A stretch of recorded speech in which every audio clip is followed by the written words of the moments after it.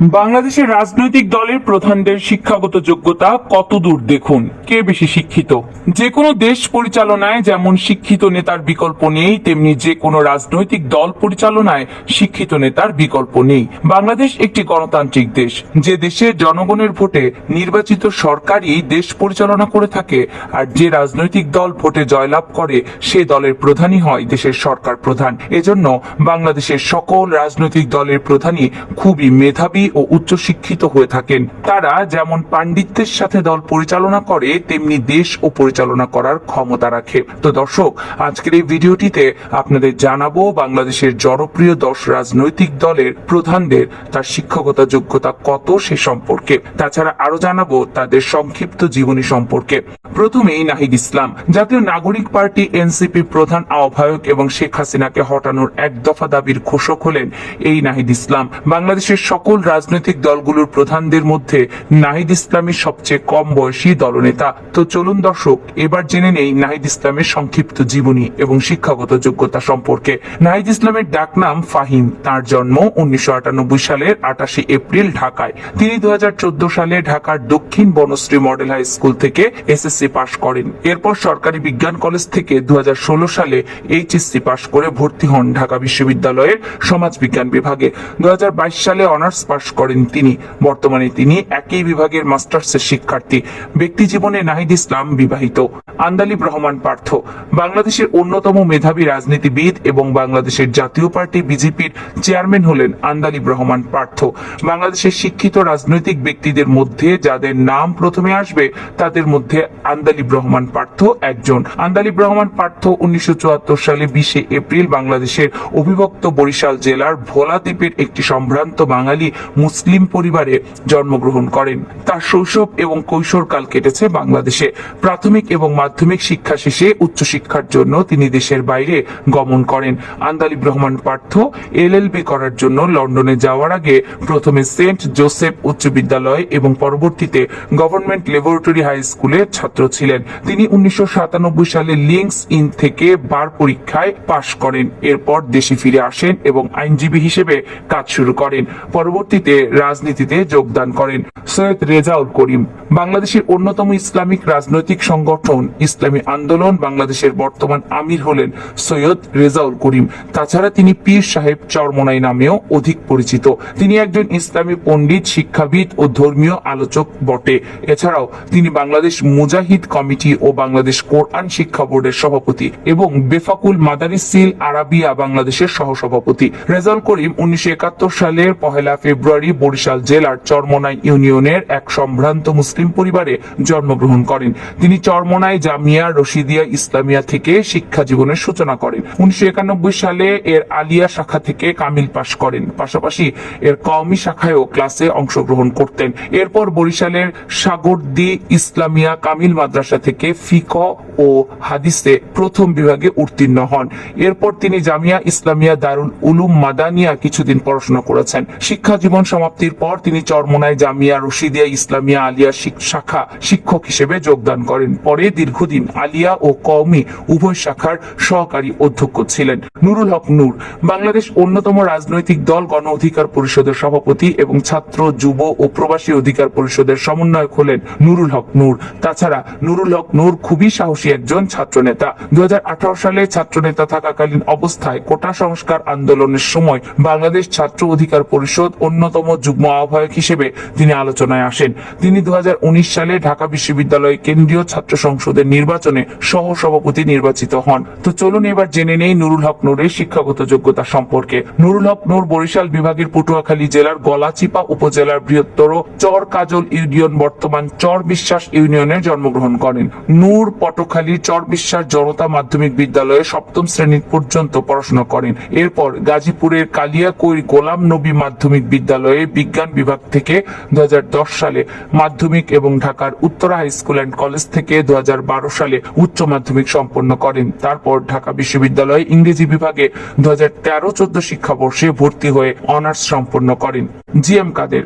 জাতীয় পার্টির বর্তমান চেয়ারম্যান হলেন জি এম কাদের। জাতীয় পার্টির সাবেক চেয়ারম্যান ও বাংলাদেশের সাবেক রাষ্ট্রপতি হোসেন মোহাম্মদ এরশাদের মৃত্যুর পর তিনি জাতীয় পার্টির চেয়ারম্যান নিযুক্ত হন। জি এম কাদের 1948 সালে 24 ফেব্রুয়ারি জন্মগ্রহণ করেন। তিনি রংপুর জেলা স্কুল এবং রংপুর কারমাইকেল কলেজ থেকে এসএসসি ও এইচএসসি সম্পন্ন করেন। এরপর তিনি 1969 সালে বাংলাদেশ প্রকৌশল ও প্রযুক্তি বিশ্ববিদ্যালয় থেকে মেকানিক্যাল ইঞ্জিনিয়ারিং এ বিএসসি ডিগ্রি লাভ করেন। শিক্ষা জীবন শেষে তিনি নারায়ণগঞ্জ ডক ইয়ার্ডে মেকানিক্যাল প্রকৌশলী হিসেবে যোগদানের মাধ্যমে কর্মজীবন শুরু করেন। আব্দুল কাদের সিদ্দিকী বাংলাদেশের অন্যতম রাজনৈতিক দল কৃষক শ্রমিক জনতা লীগের প্রতিষ্ঠাতা সভাপতি হলেন আব্দুল কাদের সিদ্দিকী ওরফে বঙ্গবীর কাদের সিদ্দিকী। 1971 মুক্তিযুদ্ধের সময় তিনি বাঘা সিদ্দিকী নামেও পরিচিত ছিলেন। তিনি বাংলাদেশের মুক্তিযুদ্ধের অন্যতম সমন্বয়ক, যিনি ভারতীয় বাহিনীর সাহায্য ব্যতিরেকেই 1971 সালে ডিসেম্বর মাসে প্রথমার্ধে ঢাকা আক্রমণের প্রস্তুতি সম্পন্ন করেছিলেন। তার পুরো নাম আব্দুল কাদের সিদ্দিকী, তাকে বঙ্গবীর নামেও ডাকা হয়। মুক্তিযুদ্ধের অন্যতম বাহিনী কাদিরিয়া বাহিনী তার নেতৃত্বে গঠিত ও পরিচালিত হয়েছিল। মুক্তিযুদ্ধে বীরত্বপূর্ণ ভূমিকার জন্য তাকে বীরোত্তম খেতাবে ভূষিত করা হয়। তো চলুন এবার জেনে নেই তার সংক্ষিপ্ত জীবনী ও শিক্ষাগত যোগ্যতা।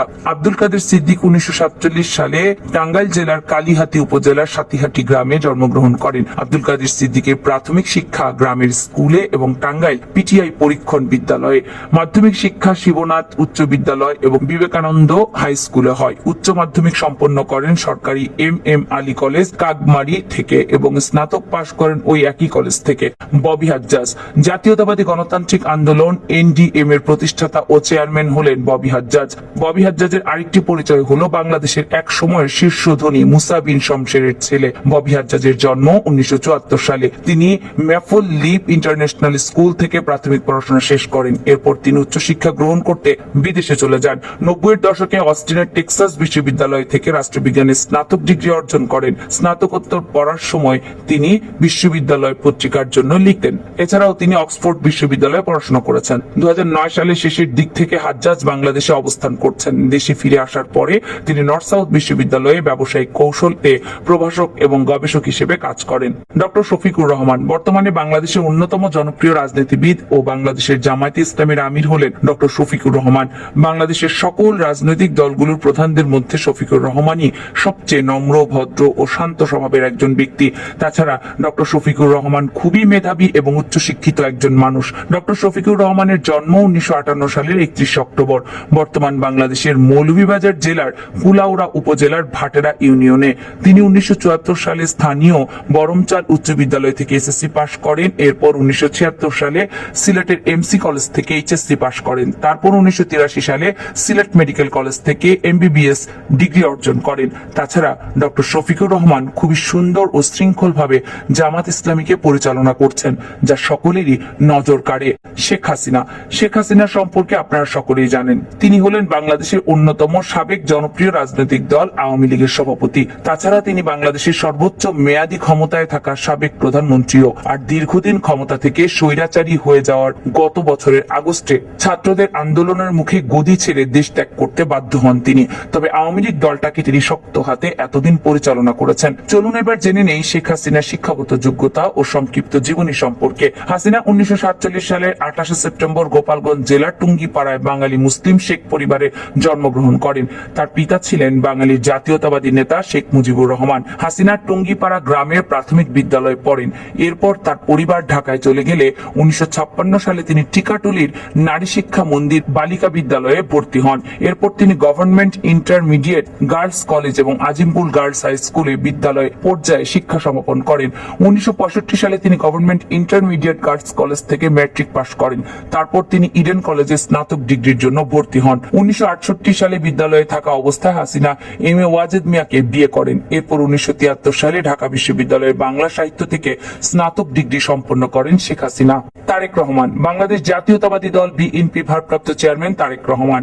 তার পিতা ছিলেন বাংলাদেশের অবিসংবাদিত নেতা সাবেক রাষ্ট্রপতি শহীদ জিয়াউর রহমান এবং তার মাতা হলেন তিনবারের সাবেক প্রধানমন্ত্রী খালেদা জিয়া।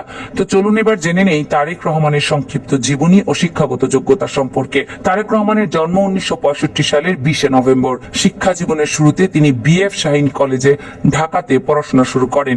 এরপর সেন্ট জোসেফ কলেজ এবং ঢাকা রেসিডেন্সিয়াল মডেল কলেজে পড়াশোনা করেন। তিনি ঢাকা রেসিডেন্সিয়াল মডেল কলেজ হতে মাধ্যমিক ও আদমজী ক্যান্টনমেন্ট কলেজ হতে উচ্চ মাধ্যমিক শেষ করে 1984 সালে ঢাকা বিশ্ববিদ্যালয়ে আইন বিভাগে ভর্তি হন। দ্বিতীয় বর্ষে পড়াকালীন তিনি বিশ্ববিদ্যালয় জীবনের ইতি হুটিয়ে বস্ত্রশিল্প ও নৌ যোগাযোগ খাতে ব্যবসা শুরু করেন। 2008 সালে রাজনৈতিক কোন্দলে দেশে অস্থিরতা তৈরি হলে দেশ ত্যাগ করে লন্ডনে চলে যান তারেক রহমান। তো দর্শক, এসব রাজনৈতিক দলগুলোর প্রধানদের মধ্যে কাকে আপনার সবচেয়ে বেশি ভালো লাগে এবং কে শিক্ষাগত যোগ্যতায় সবচেয়ে বেশি এগিয়ে বলে আপনি মনে করেন সেটি কমেন্টস করে জানাবেন। কামরুন নাহার রাখি, কেএনআর মিডিয়া।